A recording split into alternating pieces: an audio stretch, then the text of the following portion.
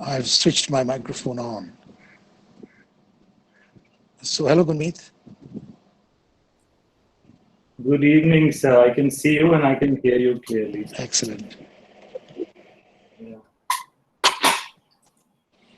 I think we'll just wait for Bobby and Mr. Pradeep to join.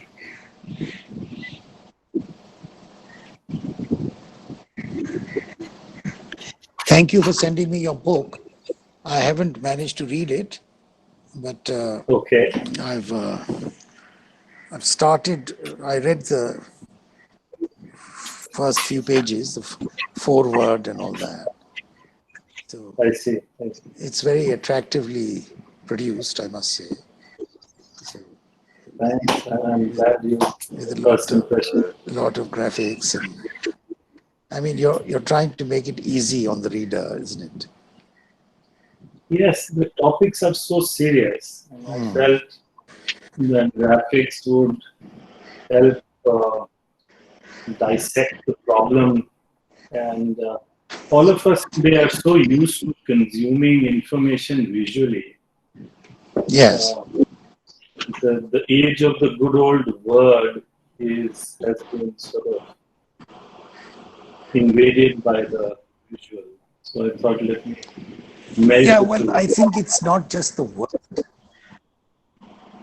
It's just not just the word which is we've lost. Along with the word, I think we've lost meaning also. You know, which is a slightly more serious issue. Because the word carried a lot of meaning. Absolutely. And now with visuals, all you have is emojis. So we have all become emojis. And emojis have very little meaning. They have some presence, I suppose. That also rather a weak presence. You know? Yes, I think it's because there are thousands of them around. It's good for a very basic level of understanding, but for anything meaningful and deep, one still has to go back to the word. But you know, when one has to interact at a larger canvas, I guess one has to adapt the medium of the masses. So this is my architect's way of writing a book, make it a little more visual. Yeah. Well, you've seen our little book. It's not a book, it's a pamphlet. Have you seen that? The Discovery of Architecture? I would like to, I haven't. Oh, you haven't? Okay. It's rather different. It's rather, it's very short and rather small and with just words and a few little pictures, very few. Well, Shabdo Brahma, pages. The words are the genesis of all thought and creation. Oh, Bobby joined us. Well, good. Have you got everyone now? Yeah. A very good evening, Mr. Pradeep Saxena. Good evening. Welcome, Bobby. So I think we can begin. We've got a pretty healthy participation already. So I'd like to welcome all of you to this evening conversation on architects for social change. Let me begin by expressing my gratitude to the eminent panelists and also to Architecture Chat for enabling this conversation to happen with young architects across India and globally. also to FSL for curating this. I'm going to be the moderator for this conversation. So let me start by giving a very brief introduction of all the eminent panelists. We have with us architect M.N. Ashish Ganju, who's the president of GREHA and the founder director of TVB School of Habitat Studies. And Sir has made remarkable contributions very specifically to the topic for today's conversation. And I'll give a more detailed bio as we go along. We also have with us Mr. Bobby Mukherjee, eminent architect. His studio mostly handles high-end luxury projects, but it also has a very unique distinction of having designed a city of over 10,000 acres called the Andy Valley. I know. Very few architects. I have to now. I'm in a Google video conference now. You want to join it? It's for young architects. You're not a young architect.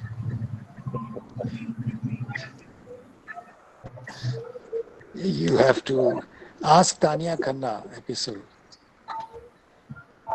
She's part of the team organizing it. Huh? Okay, I'll talk to you later. Huh? Bye.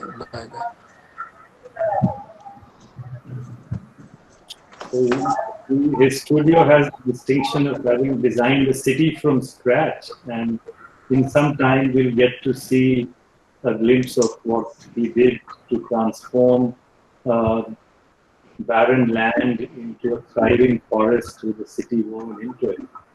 We also have amongst us architect Pradeep Saxena. He hails from Bhopal and he's the founder of Rethinking Urbanism. And very few architects venture into research, and this practice has also added this aspect of research. And he's done extensive research on building economics, on water management, on ecology and pollution.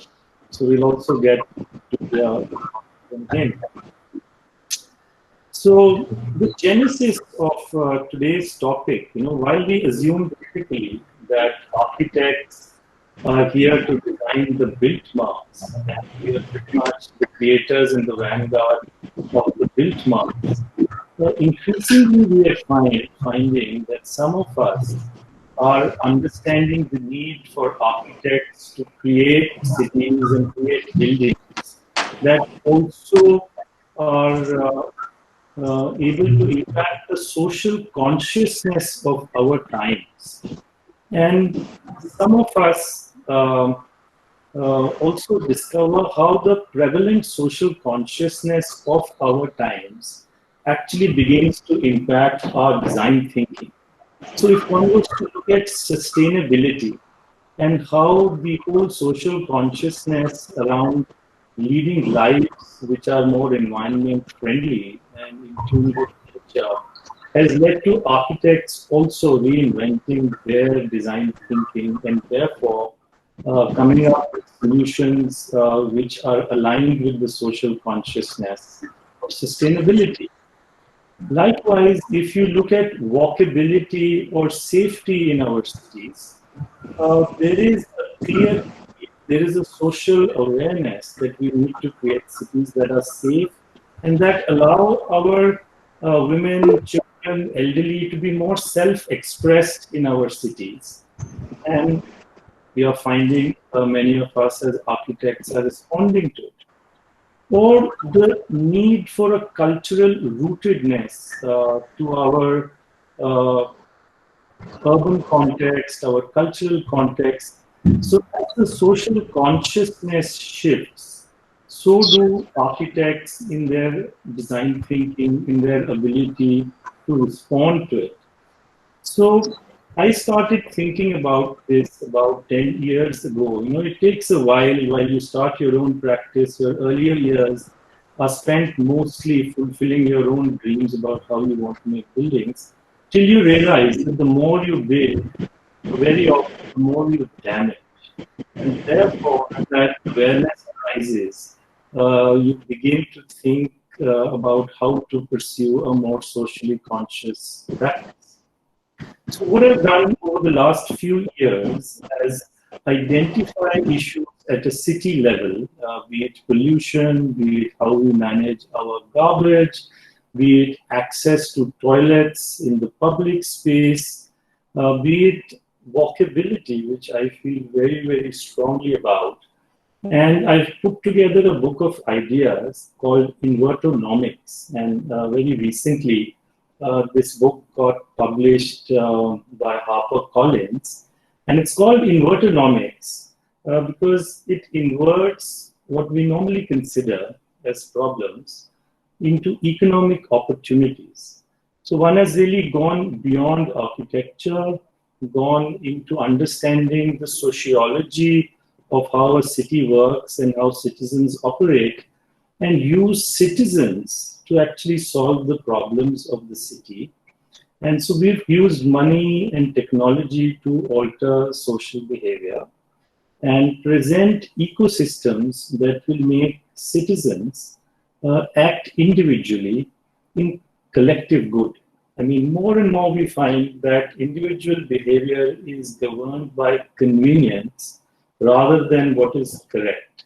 And therefore, there is a divergence between what is good collectively as opposed to what is good individually. So it's more convenient to chuck litter than to throw it into the bin. It's more convenient to sort of walk like a jaywalker than to actually walk where one is supposed to.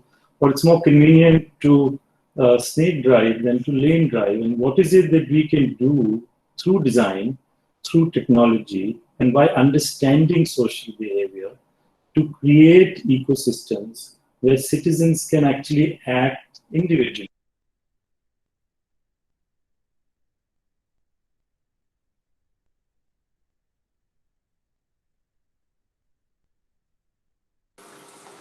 Wait, Goonmeet, you've been muted. Goonmeet, you've been muted accidentally by someone.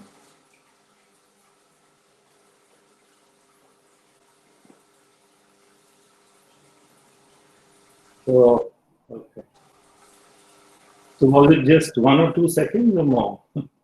Probably 30 seconds. Okay.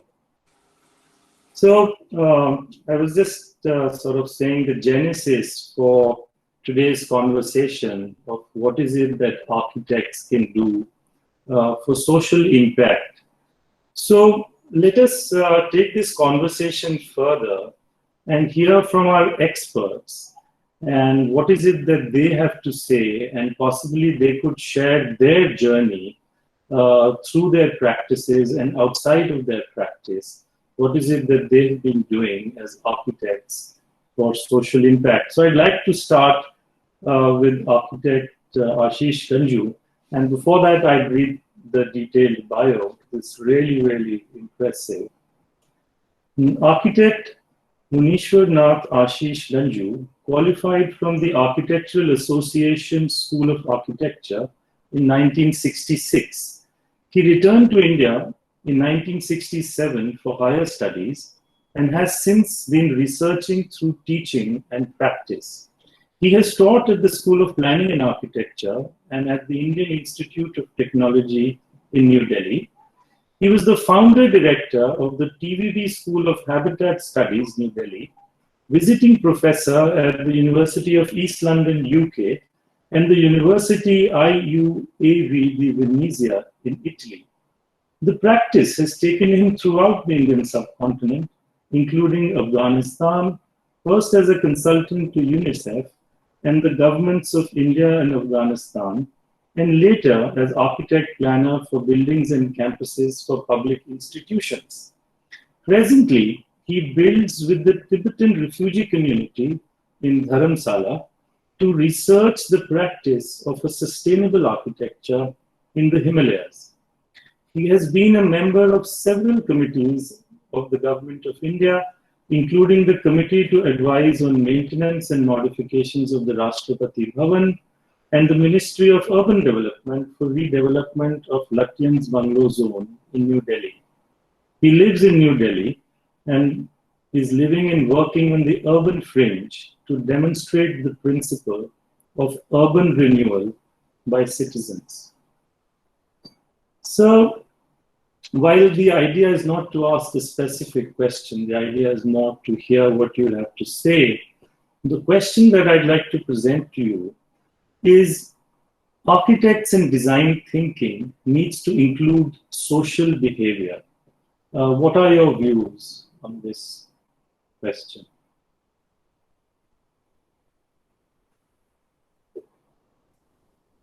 He needs to unmute. You have to unmute yourself, sir. We can't hear you. Yeah.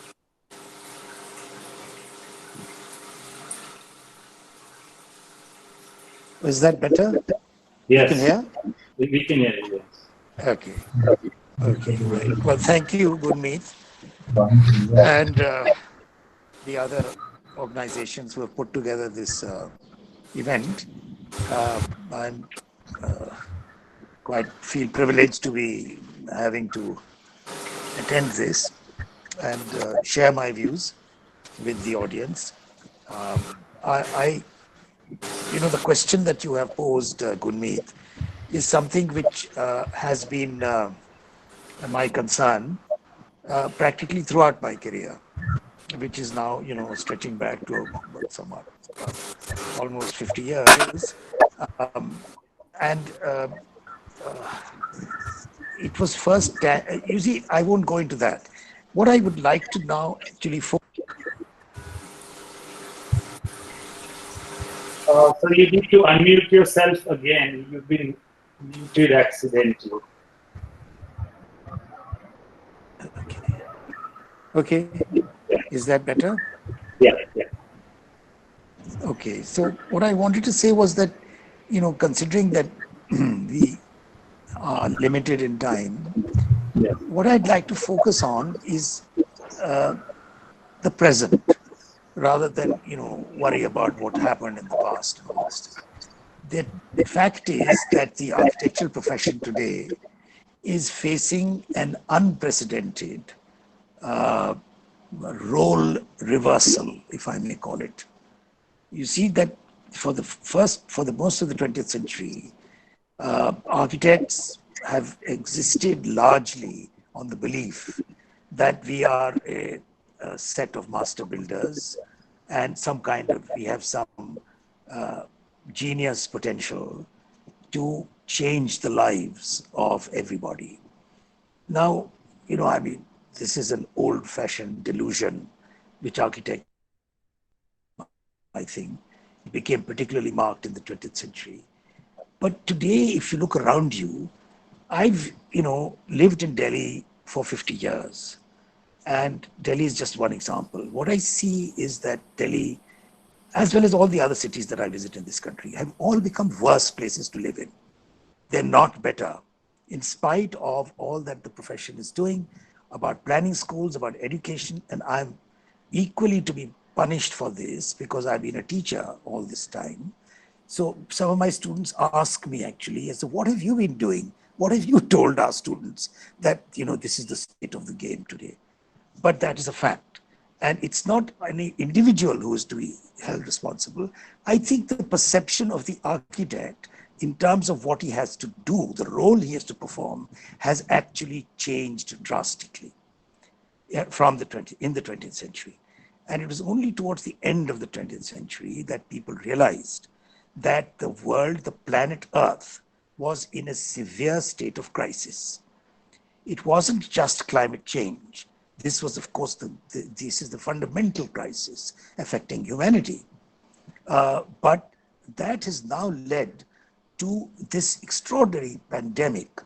And there have been pandemics earlier, but this particular pandemic is quite clearly a result of the kind of degradation of the natural environment that has happened. Now, as you know, there is a lot of scientific effort going on worldwide, international effort, to understand the reasons for climate change and to suggest ways of improving the situation. But scientists are all agreed that the climate change and the degradation of the environment is largely because of the way we build in the last 200 to 300 years.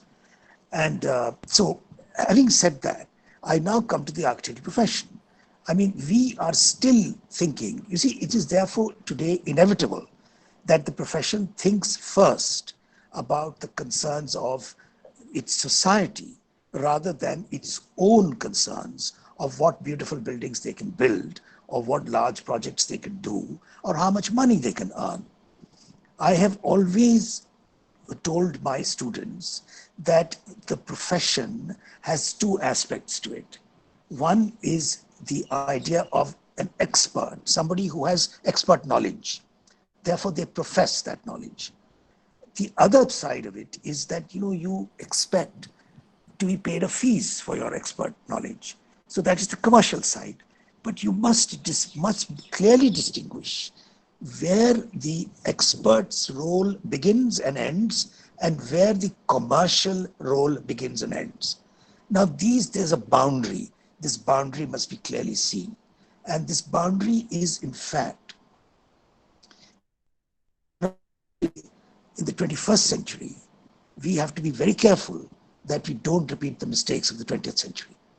So it is rare on the entire profession to first ask itself and start looking around us and saying, politicians are not behaving properly, or, the corporate sector is not doing its bit, or corporate social responsibility is very important, all that kind of thing. I think it's very important that architects think about how they practice, what are their values, how are they in a position to share their expert knowledge with the people around them, and to whom are they benefiting by this knowledge. You see, one thing, the experts are obviously benefiting themselves because they get paid fees, and that's money in the pocket, and that's a very important benefit to oneself, to the profession. I mean, many people, professionals, I've been actually also sometimes advised clients about selecting an architect, and we've therefore gone around and interviewed architects practically around the world on certain things. And I was struck by the fact that architects were, the client would also say, this architect, what kind of car does he drive? Huh? So the one who was driving the bigger car was somehow more reliable fellow. He had coped with life better, and therefore, we could trust him a little more. So there is this kind of attitude. Make more money, then you are somehow more competent. And this is clearly rubbish. And the actual extent of, the consequence, one of the consequences of that is that today we are at the mercy of a ruthless consumer society, a rapacious corporate world, which is ravaging the planet. There are forest fires going on around the world. The Amazon is being chopped off and burnt. In our own country, we are still selling off parts of central India for coal mining, when the rest of the world is trying to get out of these fossil fuels and to find a new future for the human race. So there is, in fact, a huge amount of change which is going on. But I'm not sure if the architectural profession has actually is facing that new future. I'll close now because I think enough said for the time being. Maybe some more can be said later. But I'm always reminded of one of my favorite teachers, who is the Dalai Lama. And nowadays, when he talks to people, he says very clearly, he says, look here, the younger generation, you have to look after the 21st century. Please don't make the mistakes that our generation made in the 20th century. The 21st century belongs to the young people. It doesn't belong to us. I don't know how old you are, Goonmeet, but I'm a little older than you. Therefore, I'm, kind of very much a character of the 20th century, I guess. But I managed to make it into the 21st. And but I wish to leave that as a parting word from this great teacher, the Dalai Lama. that we must not make the same mistakes that we made in the 20th century if we want a reasonable future for ourselves and our children and the rest of humanity. So I'll stop now. Wait for others. I think you made very, very valuable points about how climate change is possibly the biggest issue that we as architects need to address, and about a value-based practice that is able to distinguish between selling one's expertise and actually getting the planet to benefit from our expertise.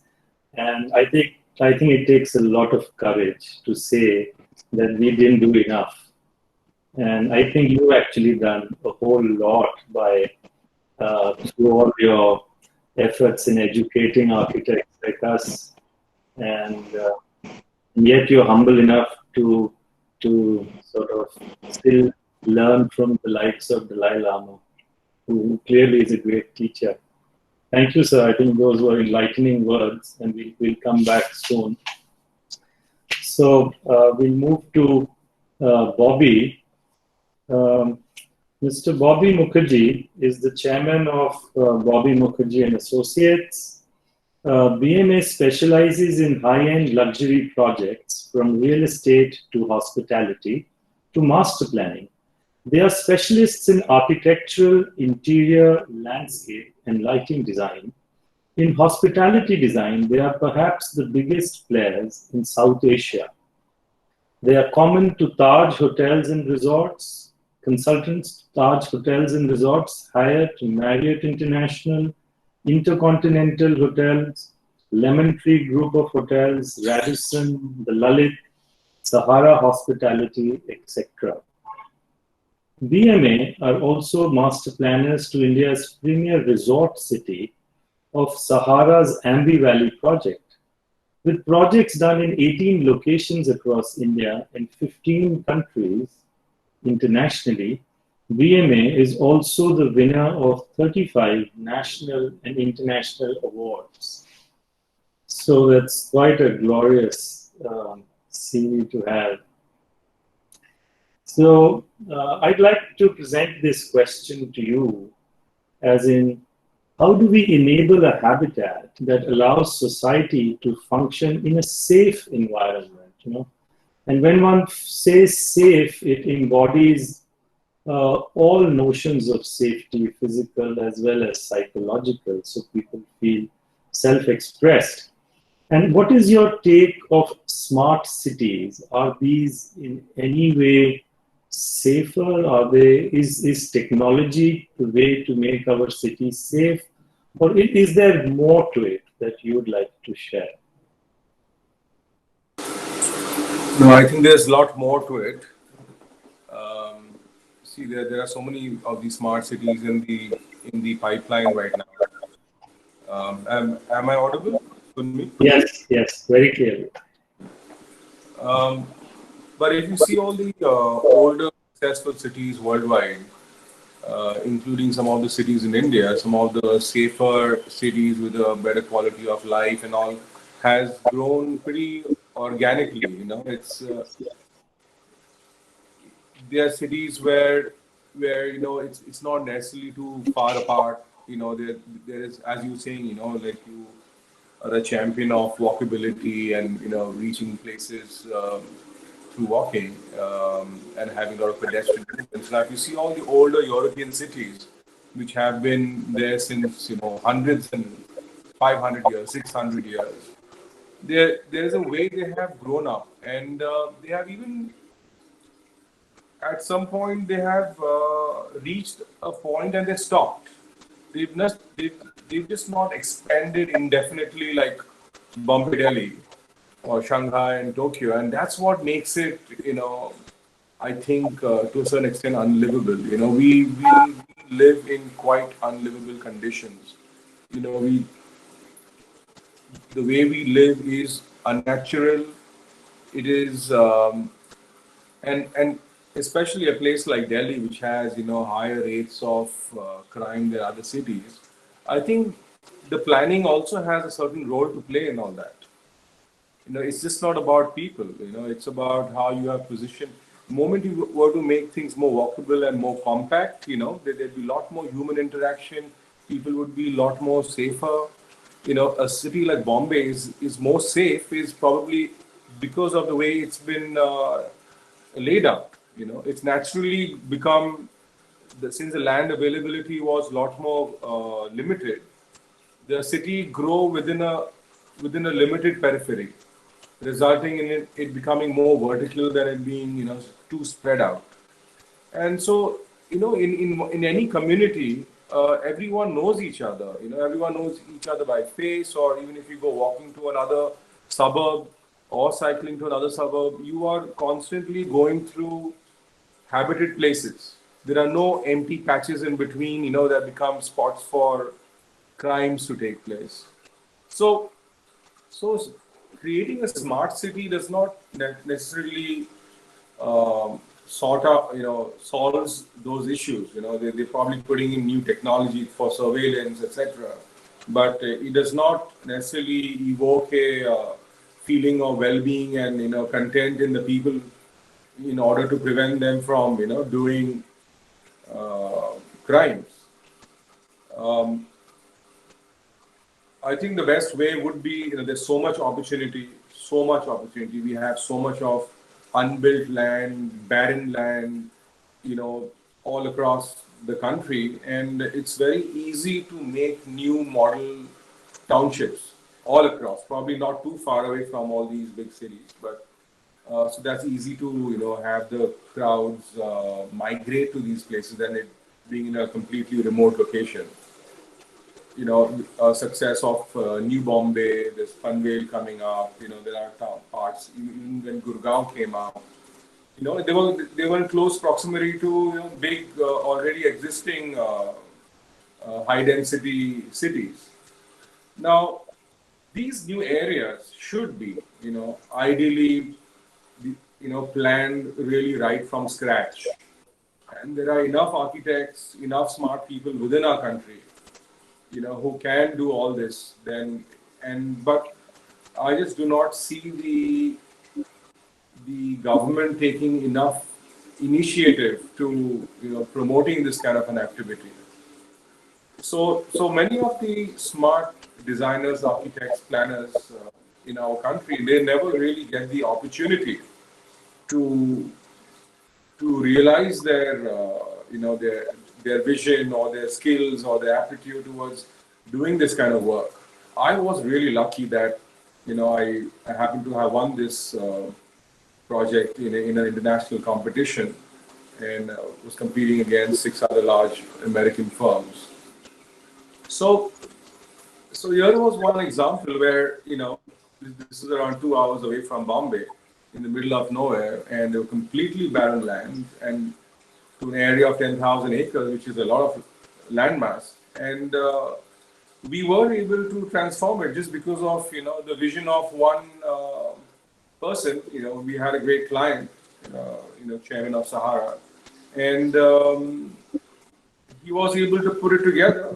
All we did was we designed it, and he followed our designs. And here we have something which is perhaps considered one of the best living environments in the entire country. So it wasn't that much of an effort. It came pretty effortlessly. And there are many such locations available across India that can be easily realized if only the government had the will to allow this to happen. Because this cannot be done privately. Like, that was a freak case that I had a client, and a patron like Mr. Subrata Roy, that allowed me to do that. But I don't see anyone else in the country having the guts towards doing something as large as this. Would you like to take 5 minutes and show us what? Yeah, we could have a brief sort of. Sure.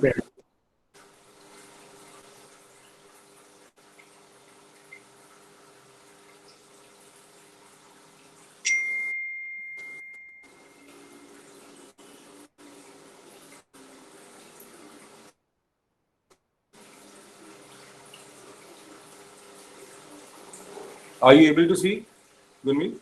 No, not yet.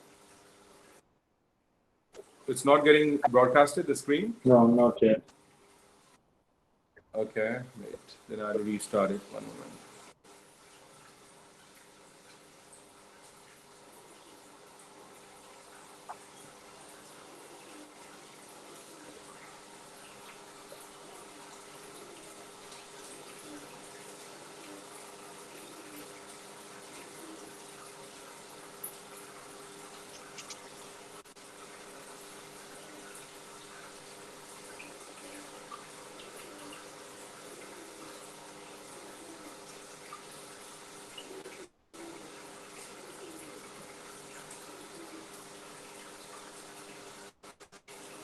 I don't know. I just tried it a while ago. It was going through.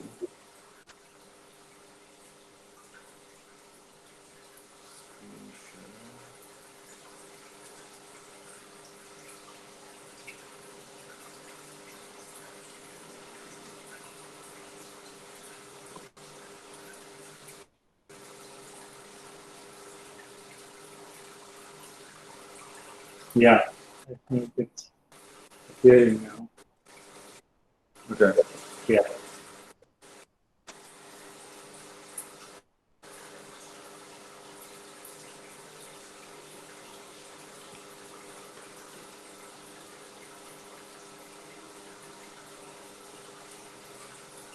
So as you can see, this all these colored the patches, that's the land holding which is part of the city. This amounts to around 10,000 acres, adds up to 10,000 acres. And the blue patches that you see are lakes that we created. Now the terrain, which I have not shown the contour maps in this particular plan, is is actually hilly land. It's very hilly. It's got several valleys in them. All the blue patches are actually valleys at different levels, and and the ends of all these blue patches indicate dams. These were dams that I put in when I realized that if I were to put in a dam, I would get this shape of lake. And so the lakes are all at different levels. The right hand side, two smaller lakes are actually, I use them for to top up the main central lake through the year, because the level of the lake does fall down to perhaps 10 to 15 feet in the towards the end of summer. So the higher lakes are constantly topping up through through pipes that go and carry the water, and they gently release into the main lake. So the lake stays constantly at at that level. Now, all this land around this entire region is extremely arid, but it comes to life during the monsoons. Now, because of the fact that we were able to trap all this water, we were able to transform this entire arid land into a lush green um, environment.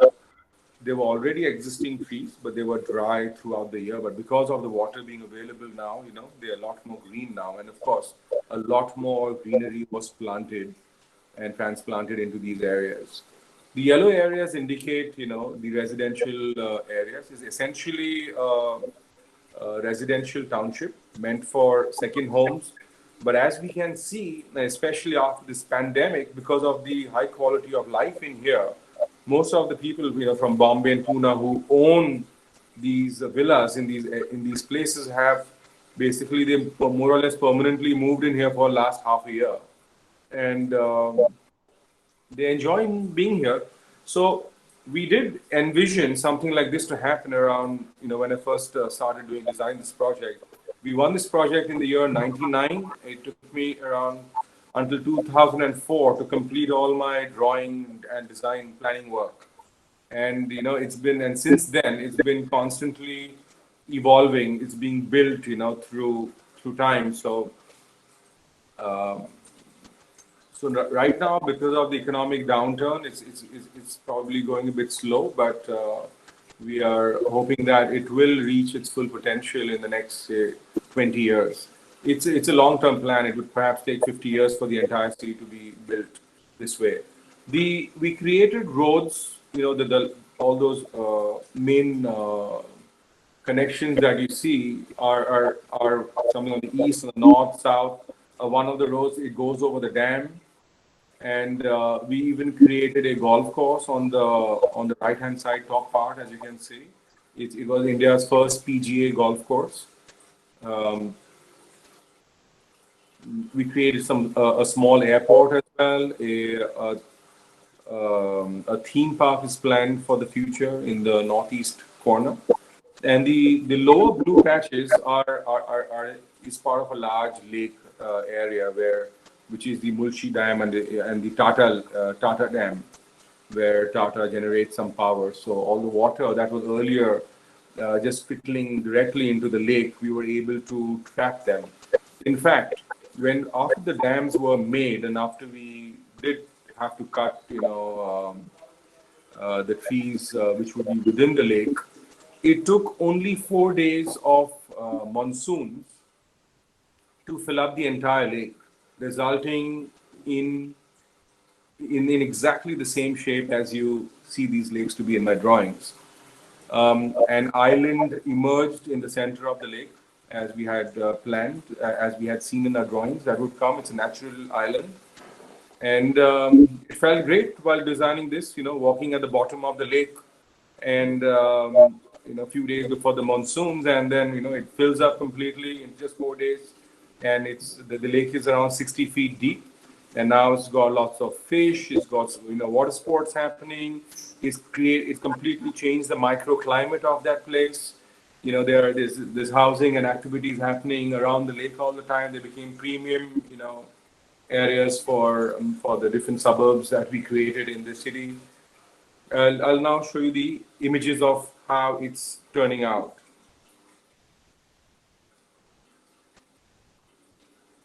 That's the small airport that we made, and all this green stuff that you see around was never so green earlier. We've been able to irrigate all these most of the land now.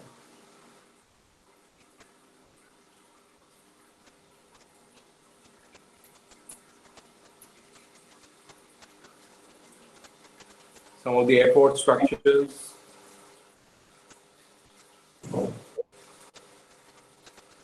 But here is the lake. This lake is turned out to be 1.5 kilometers long, out of barren land, and we built developments around it, commercial activities, common activities, resort activities, entertainment stuff, and on the other end of this picture, if you see a set of sails at the back. That's actually the dam, and the sails were put on top of the dam, which act as a sculptural feature, and because of some illumination, there's some projection done over these on these sail-like structures, making the space look quite dramatic. This is a structure not made by me, but then after we planned the whole city, hundreds of other architects came and they did their smaller bits and added more value to the project. This is how the lake turned out. The main thoroughfares through the city, and land is always kept green. The other villas, which are and the density of the city is not too much. It promotes cycling and walking through an extremely clean, lush environment.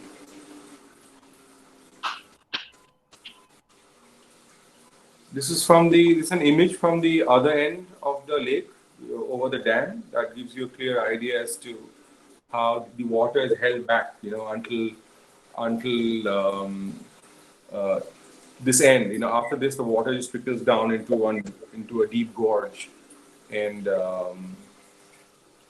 So, and you can see the roads being built on the left, and the city is now slowly evolving along this whole thing. I presume someday, it would become like, like Lake Zurich or Geneva, where, the entire sides have, lots of villas with, with a lot of greenery as well. That's the dam. Yeah, that's it for me for now. I mean, there are a lot of other minor structures and stuff also I could have shown you, but I restrict to only the planning matters. Yeah, I think this gives us a really fascinating account of how you were able to create a beautiful city from scratch. And clearly, there is a limit to how much density a city can handle. And this is one extreme where possibly in the next 50 years, the city will reach its optimum level. But it's already ready, it's future ready with all the water management and the vegetation and the walking. The entire infrastructure is ready. The road network is ready. It's got its own power. It's got enough tapped water, so you'll never ever run out of water as long as it rains in Maharashtra. It's and the important part is the FSI allowed on this land is only 0.25.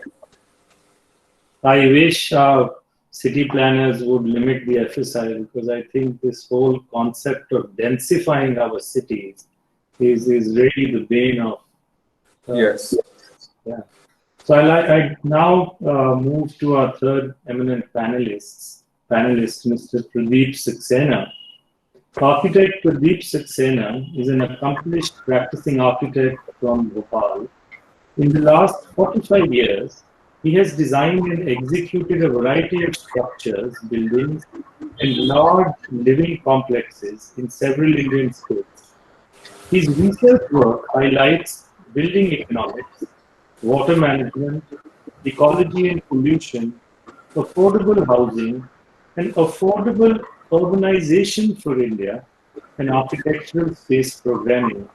His aptitude for research and analysis has taken him to the US, to China, and Western Central Europe to study architecture, urban design, and its effect on the lifestyle of people. Pradeep is the author of the book Rethinking Urbanism, a step towards a golden era. He's a voracious reader and has a deep knowledge of Indian history, geography, and sociology. It is his rich appreciation of Indian inheritance and traditional wisdom which has led him to conceptualize and design a India-specific national master plan for human inhabitation. So in fact, we have a question too, which kind of relates to the question I'd like to place before you, sir. That given that the cities that we live in are really dense, and they are dense because they are the only inhabitation that offers job opportunity, what is it that master planners can do in the context of dense cities that will still keep them ecologically balanced? And what are the scientific ways of water management that we can incorporate as master planners into our cities, that they become ecologically havens as opposed to ecological disasters?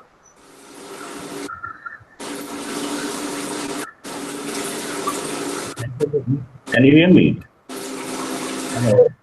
There's some disturbance. Is my audio working? Yeah. Yeah.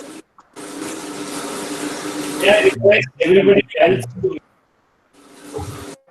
There's some disturbance.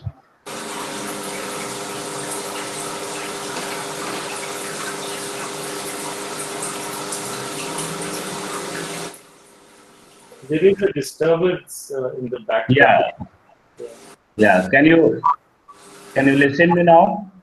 Yes, yes. Okay. Thank you, Goonmeet. And good evening, Ashish ji, Didi, and all persons present here.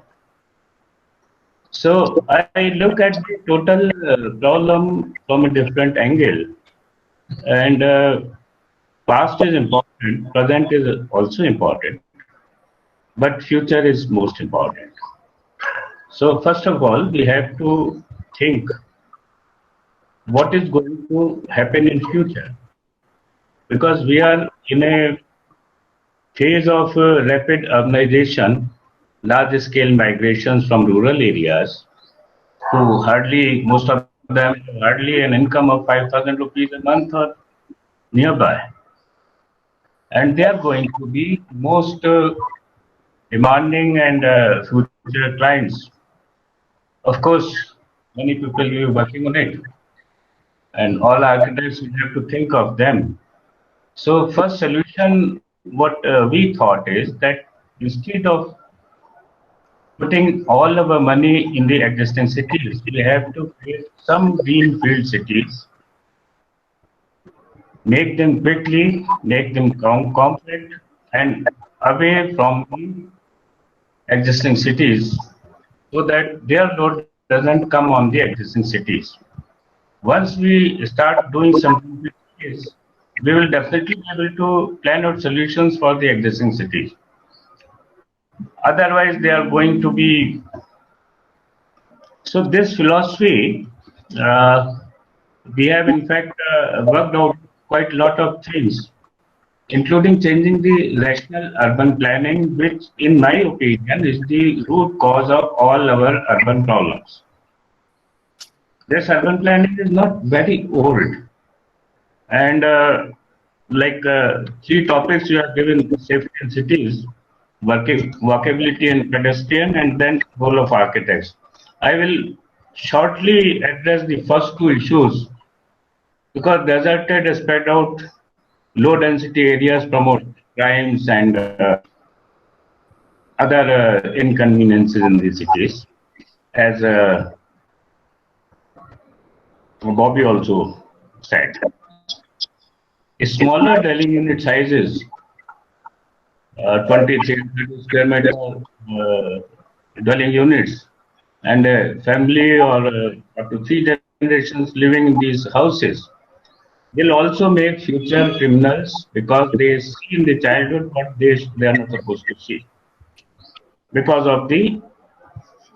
So now we have to make larger houses for them and make it affordable for them. Now, present land use planning or rational urban planning keeps most of the spaces underutilized either in daytime or nights. For example, offices, they are deserted in night and overcrowded in daytime. So we have to say no to land use planning and integrate urban and rural development together. And it has to be based on traditional wisdom because we have been building cities for 9,500 years now. And our ancestors were definitely wiser in this subject than the Europeans whom we are copying, who did it for in last 5-6 generations only. And end result is that it's failing everywhere. Chinese civilization is trembling down now. Now, walkability and pedestrian safety in urban areas is again a planning issue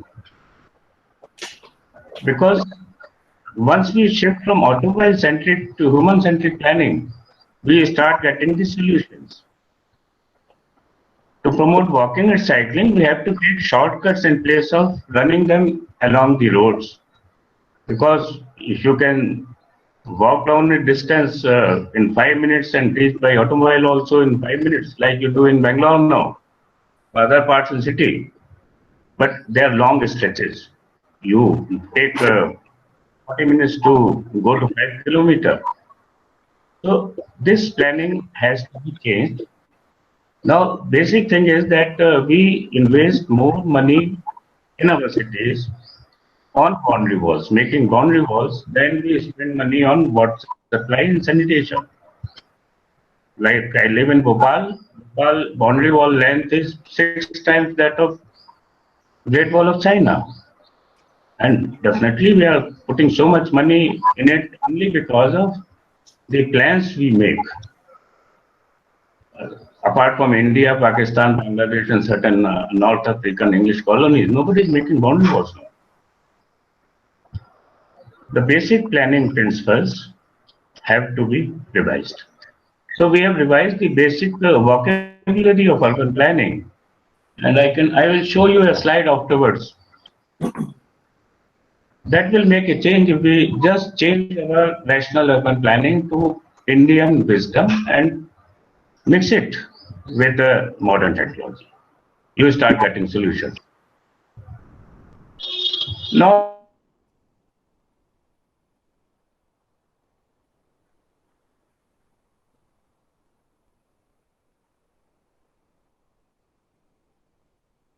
We are unable to hear you, Mr. Saxena.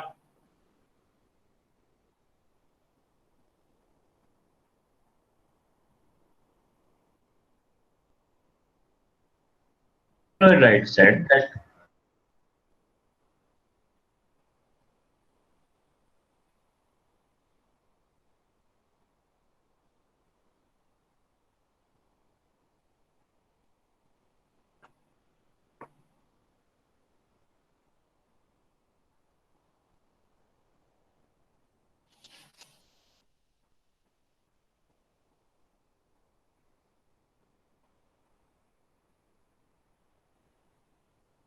We are unable to hear you. We can see the slide, but we can't hear you.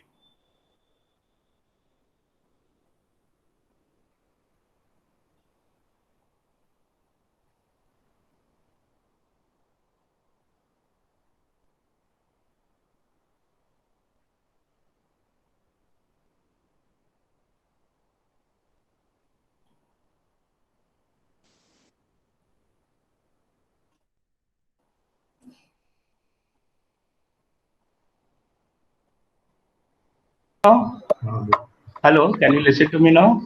There was some internet problem. Yes. So it is about human habitation, the pattern of human habitation which is adversely affecting us. We are planning our habitations in corridors and concentrated places as done in China or US. Now our geography is totally different from them. Our arable land is 52.5%, while in China, America, they have lesser agricultural land than we have. It is only 17%. In China, it is only 12.7%. Other big countries, it is 5 to 7.86%, like Russia, Canada, Australia, Brazil, everywhere. So we need not put all our money in Delhi.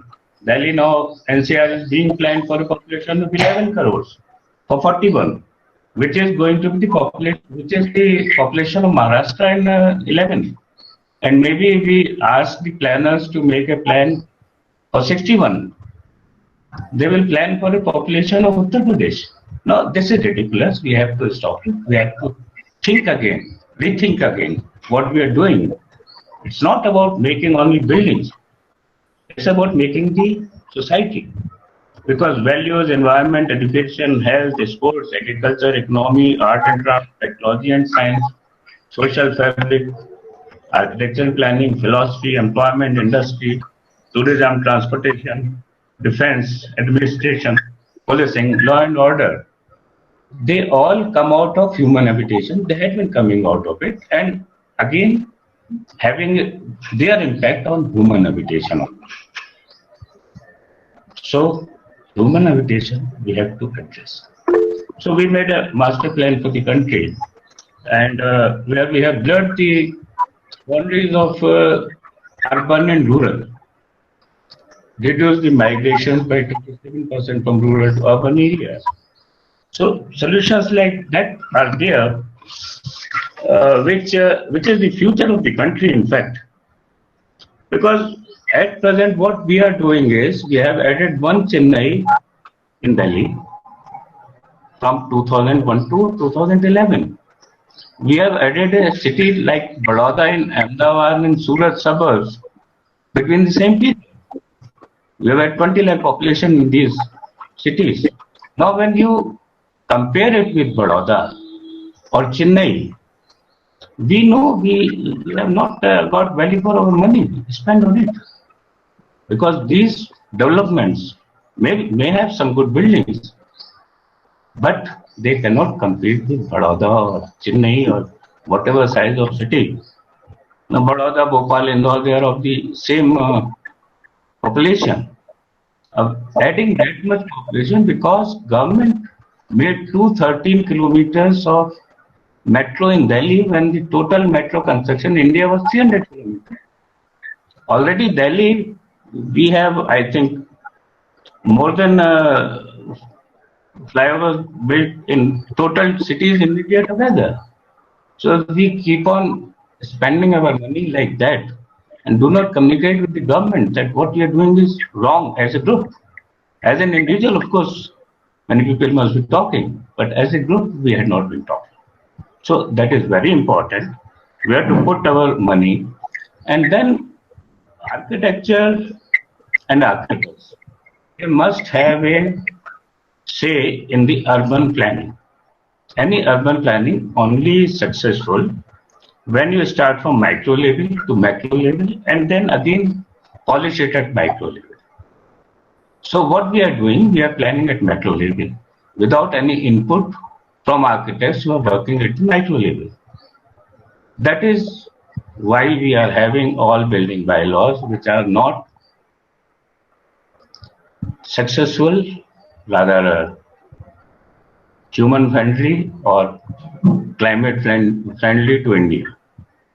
We have copied from somewhere and leaving some front setback and side setback. Why to leave front setback?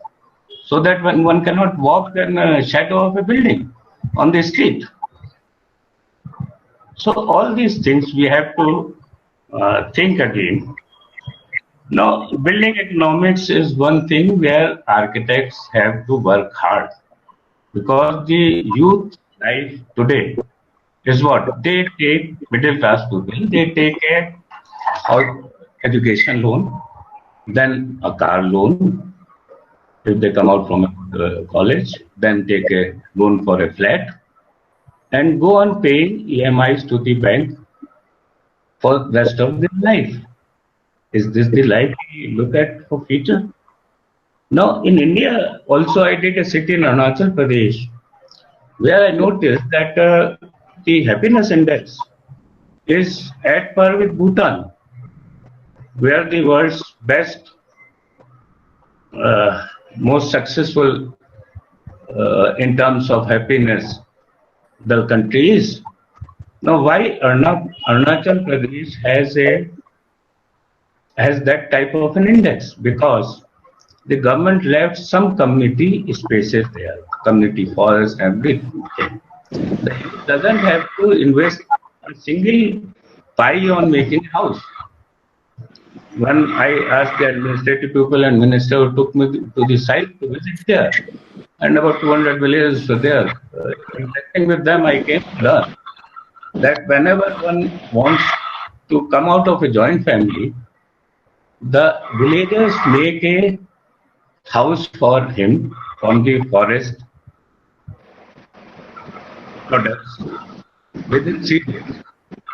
And those houses are big, not tiny houses for middle class people you have in Delhi. And if he is rich enough, then he will give a dinner in the evening and he will shift to the house.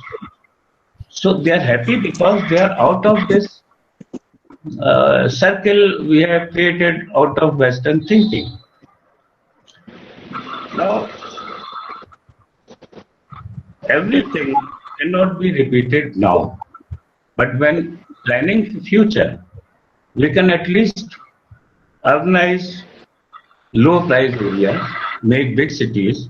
What I have done, I have by clustering 4 cities of 20 lakh population, each greenfield cities, which I have designed, given with government also, making a mega city by clustering of cities.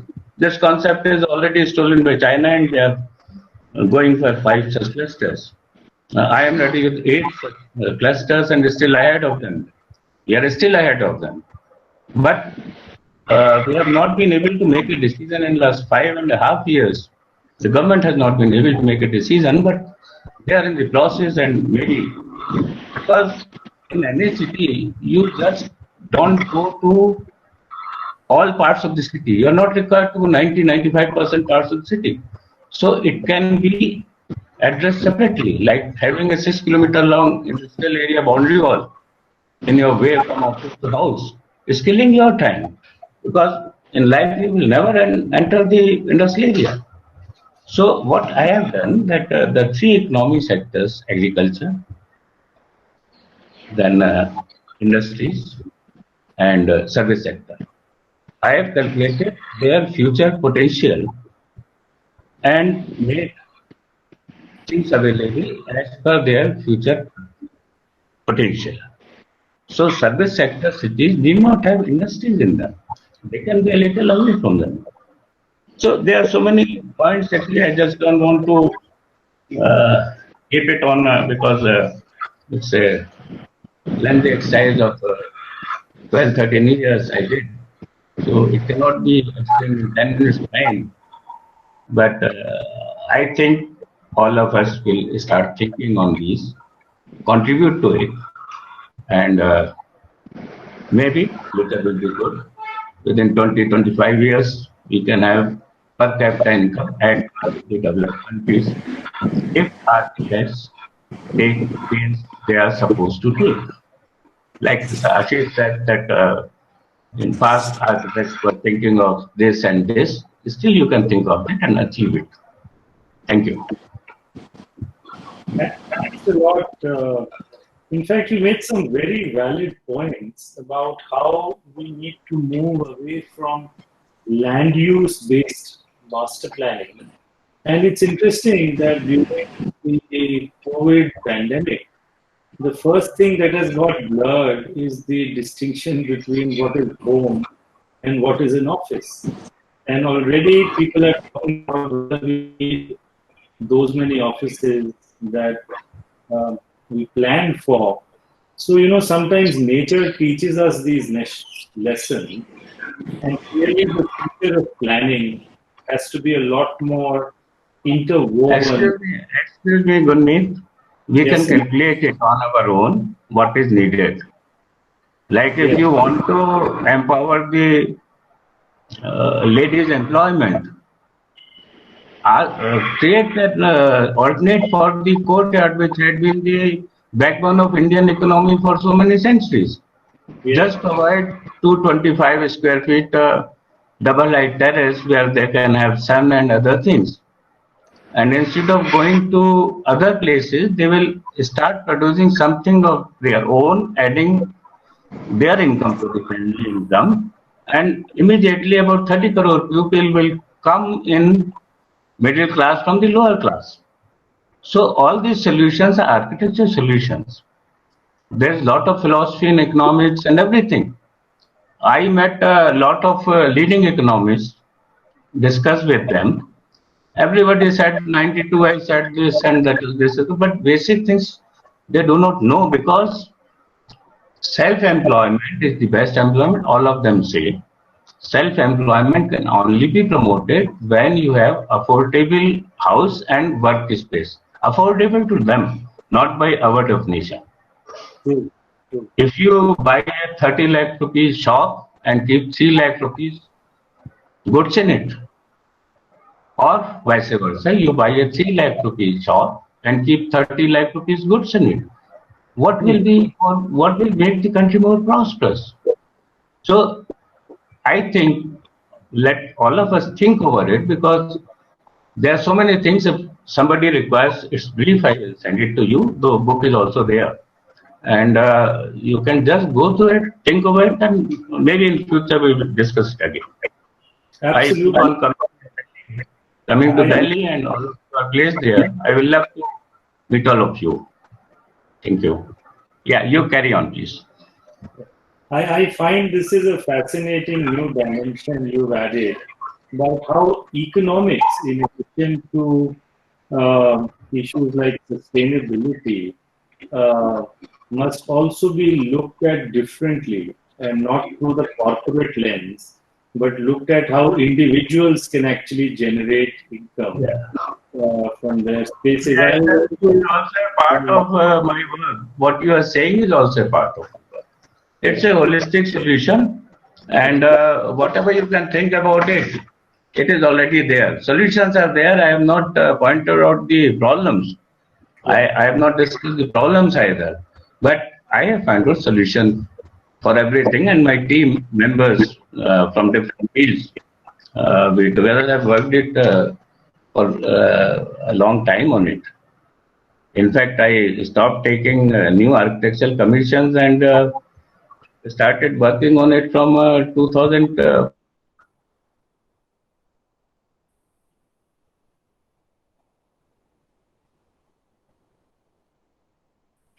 We've lost his audio. Well, there is a question for architect Ashish Ganju. It says Ashish ji, yeah. this question says that this pandemic has caused an unprecedented crisis for the labor community. What is it that we can do as architects? How can we play a part in ensuring the welfare of construction workers? And how can we pretty much help the whole construction community to come out of this crisis? This is a question addressed to you, sir.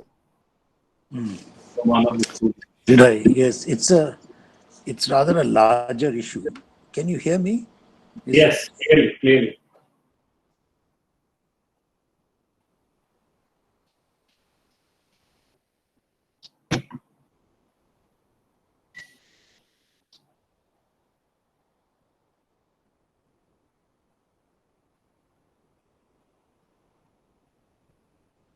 We can't hear you now. We could hear you then.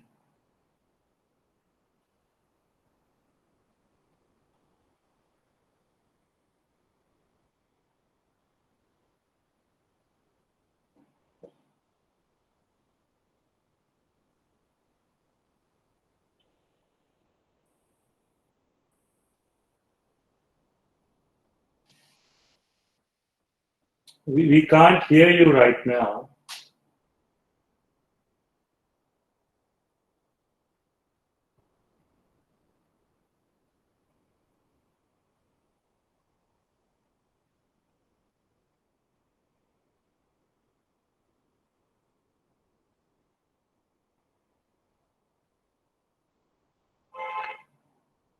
I think he's going to log in again.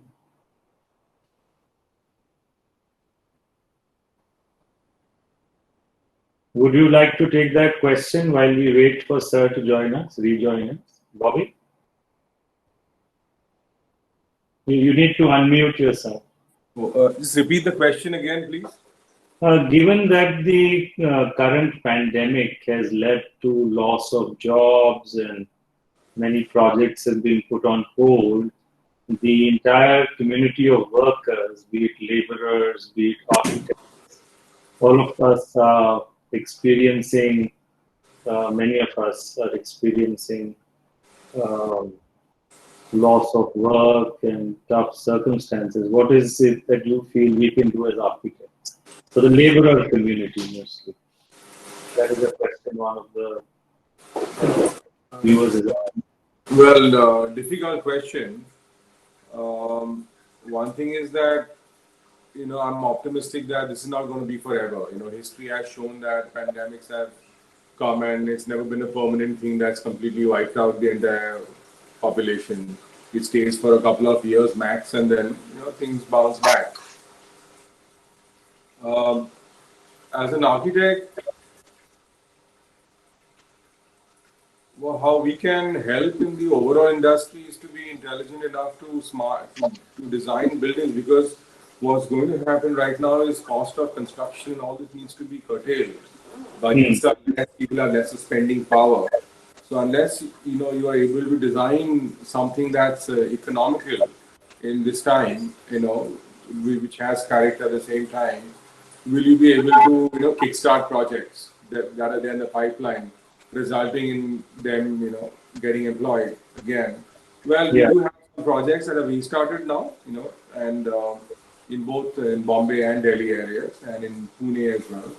And we have seen that slowly all the workers seem to be trickling back. So And you feel that in a very short period, maybe 1 quarter or so, we should see construction more. more. I think more than 2 quarters to 3 quarters. So Yeah. somehow we will have to somehow survive this. Yes, that's the key. Yeah, somehow we have to survive this and somehow just make ends meet. In the process, this is also a good time that the clients that do have funds to sustain, they're not really stopping work. They're building in conservative conditions, and many of them I can see that the good ones have been able to take care of the workers as well. They've had camps and stuff where they have been taking care of all the needs, and they have also seen that these workers have been a lot more loyal to these owners, though they were not getting fully paid, but the fact that they even paid them half their amounts and they took care of their food and shelter, there's a huge loyalty that they have seen, and they've been able to retain all those workers. There's one site where there were 2,000 workers kept captive on the site for the last few months. And now when things are opening up, they've all started with a big bang. And they're giving their full,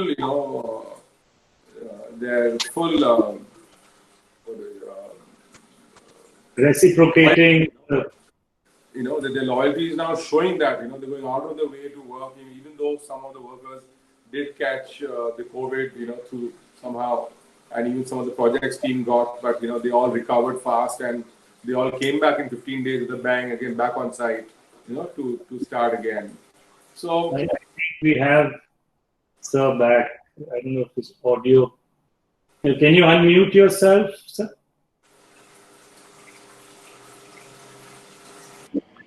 Yeah, I'm sorry, I seem to have lost Yes. connection at some point, and signal problem. So, do you want me to go back to that answer? I don't know whether I just begun.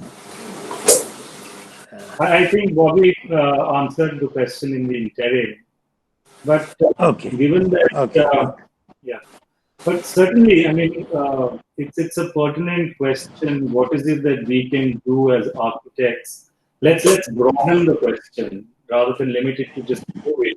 What is it that architects can do to ensure that the working community that is part of the construction ecosystem, they are able to find a better future through this engagement? So what would you have to say for that? Because I think we are also responsible as architects to the construction workers and their children and their families, and how they can find a better future. Well, you see, construction workers are still, they're the second largest set of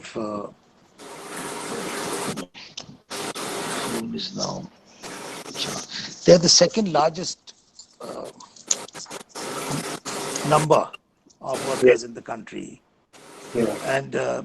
And largely they are people who have come from the agricultural work. They work part of the year in their villages, and part of the year they come and work in the city. And this pattern about agricultural workers becoming construction workers has not is changing a bit, but because they're tending to spend more and more time in the city than in the. But this whole migrant thing that happened, I think many people didn't realize that it was actually for some of the workers, it was really a bit of a welcome change. They were living in such awful conditions in the city that they decided to go and take a rest in the village. And believe me, all over the world, people have moved out of cities to rural areas. The very rich have done the same. My friends in London all took off and went to their country homes and have spent the last few months there rather than in London. The fact is that this pandemic has shown us that the industrial culture that we have built up over the last 300-400 years has somehow out of sync with nature, with our lives, and with social realities. So I think there is a huge call now to people. It's not just to architects, but it's to everyone, including students who are asking this question, as to how do we shape our future? What are our aspirations for the future? What is it that we want from our cities? Is it that we want more large buildings?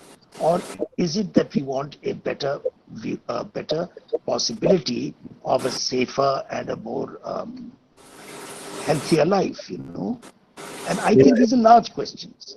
And I would like to put it to our audience that the 20th century was one where, with all due respect, Goonmeet, you and others have been working very hard on the economic side. And I suspect that the 20th century was the century of economics. But the 21st century will have to move away to either a new kind of economics. Well, you are trying to make a new kind of economics, I suppose, or to become more involved in ecology, in ecological questions. They're both coming from the same notion of ecos, which is our home. So we have to redesign the idea of our home, whether our home is a building or whether it's a city or whether it's the planet. And I think this kind of shift in thinking has to come about. The construction workers are only one symptom of a very deep malaise in our society. And my own advice to everyone, if anybody wants it, is that we have to change ourselves first. Yes. The thing begins with ourselves. And it is to do with what we do as human beings. And if we are conscious of that, and if we are, our intelligence is only informed by our consciousness. So we have to expand our consciousness now to bring in a whole host of new parameters and new paradigms into our lives. And I agree that the way the pandemic has hit us, I think it's only a warning. It is in fact a signal for us to look very closely at the way we organize our lives.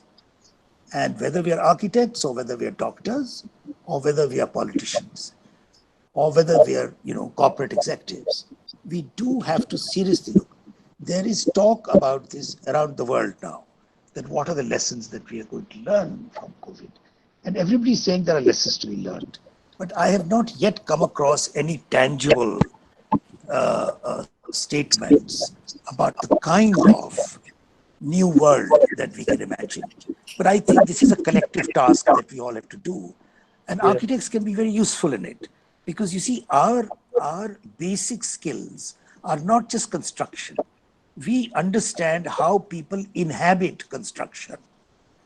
I'll tell you, when I first started teaching architecture, very long time ago, I was teaching actually a class in the IIT Delhi. And these very bright final year students of IIT Delhi put this question to me. It was a mischievous question because they wanted to, they saw this young teacher, they wanted to unsettle me. And they said, what is the difference between a civil engineer and an architect? You both build buildings. What is the difference? And when asked like this, straight away by a class of very bright 40 people, I said, let me come back to you in the next class and answer that question. And I did. My next class was a week later. And I came back and I said, the difference is that whereas engineers build the fabric of the building, they are responsible for the fabric of the building. Architects are responsible for putting people inside buildings. We are the only profession who thinks very seriously about how people inhabit built space. We do know how to construct to some extent.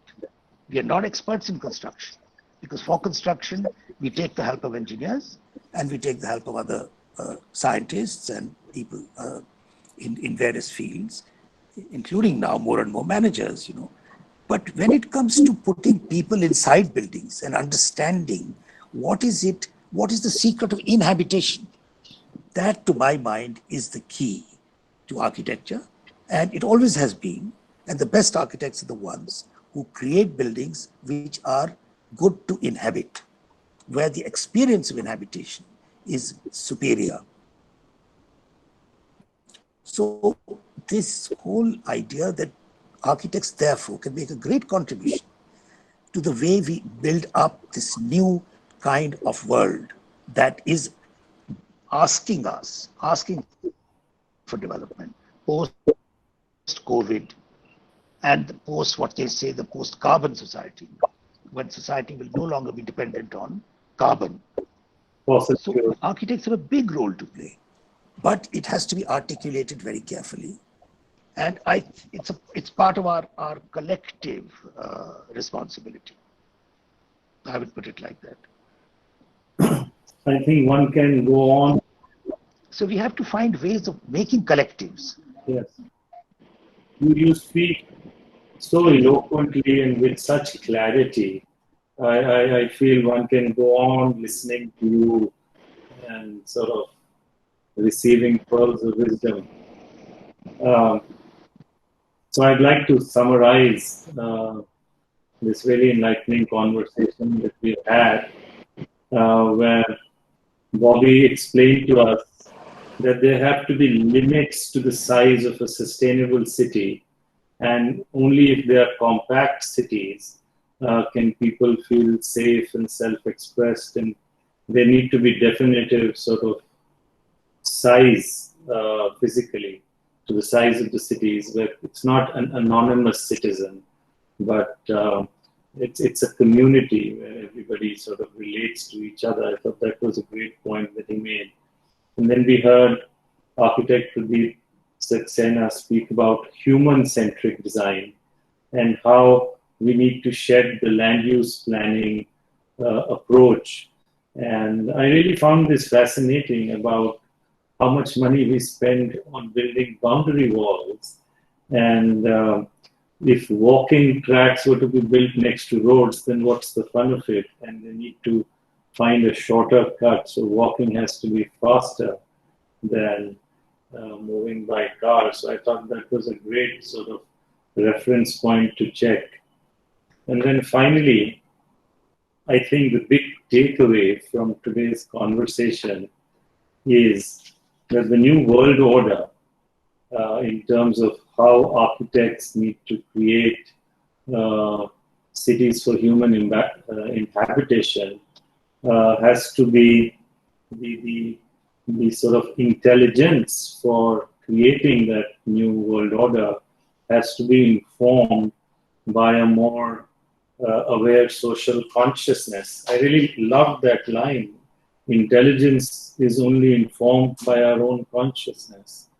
And unless we raise our own consciousness about all the issues that have been spoken, we really wouldn't have the intelligence that is needed to create the future. So with great takeaways and an enhanced sense of responsibility, it's like he's passed on the baton to the younger architects. And I still think Bobby, Pradeep and I fall in the young architect category. There is a lot that we need to do. And there is a lot that all the students and viewers who participated today have to do to be able to create this new world order that Sir has just spoken about. So really grateful to all the participants, to our eminent panelists, and to Architecture Chat for enabling this really interesting and interesting. Thank you all. Okay, thanks. Thanks very much. Bye. Thank you. Thank you very much. Thank you. Bye-bye. Bye. Bye. Bye.